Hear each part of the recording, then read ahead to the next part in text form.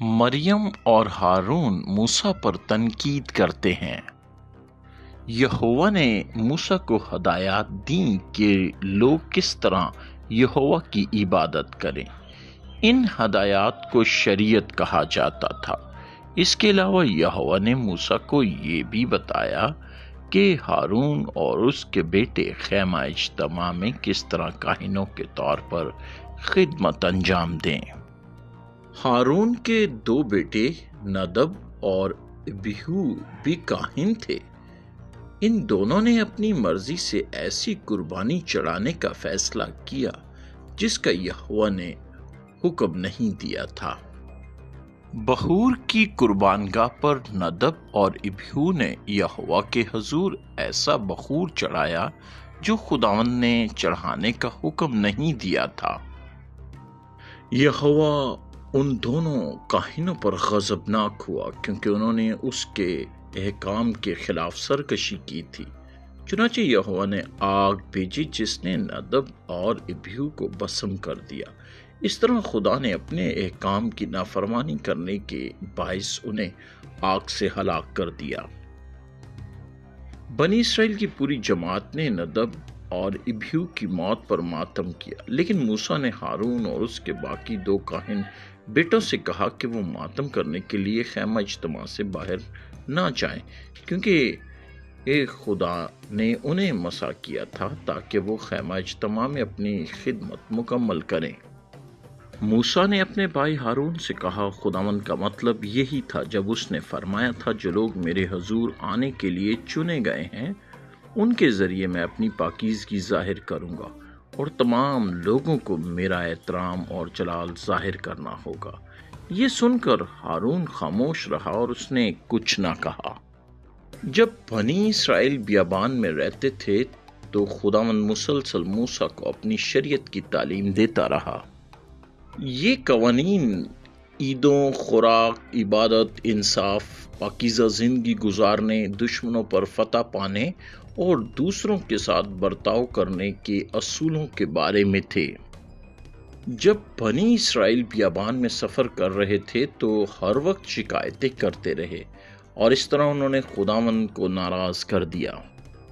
وقت گزرنے کے ساتھ مریم اور ہارون اپنے بھائی موسیٰ سے حسد کرنے لگے۔ مریم اور ہارون نے موسیٰ سے کہا، کیا خداوند صرف تم ہی سے کلام کرتا ہے؟ کیا وہ ہمارے ذریعے بھی کلام نہیں کر سکتا؟ خداوند نے یہ بات سنی، وہ بادل کے ستون میں نازل ہوا اور مریم، ہارون اور موسیٰ سے کلام کیا۔ اس نے فرمایا، تم تینوں خیمہ اجتماع میں آؤ۔ خداوند نے ہارون اور مریم کو آگے آنے کا حکم دیا۔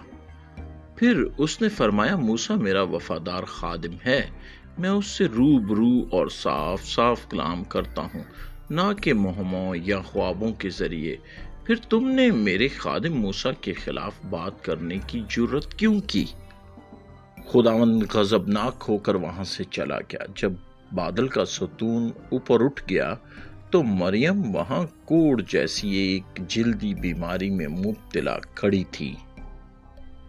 جب ہارون نے مڑ کر دیکھا کہ اس کی بہن کوڑ میں مبتلا ہو گئی ہے تو اس نے موسیٰ سے کہا، مہربانی کر کے ہمیں ہمارے گناہوں کے لیے معاف کر دیں، اسے ایسے مردہ بچے کی مانند نہ ہونے دیں جس کا آدھا جسم پیدائش ہی کے وقت گل چکا ہو۔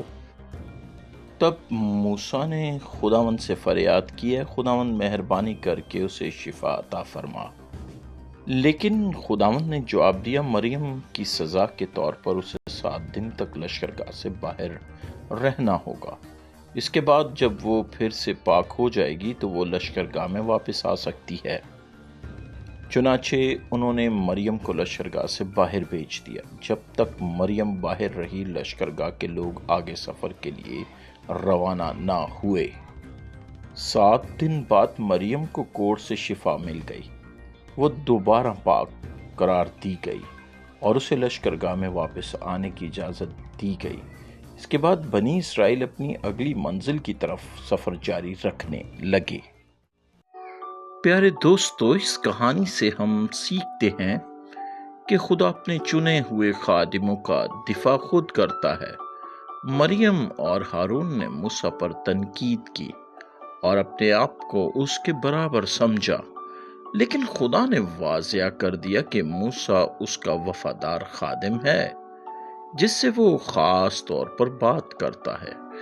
نتیجہ مریم کو کوڑ کی بیماری لگ گئی، مگر موسیٰ نے بدلہ لینے کے بجائے اس کے لیے دعا کی اور خدا نے اسے شفا بخشی۔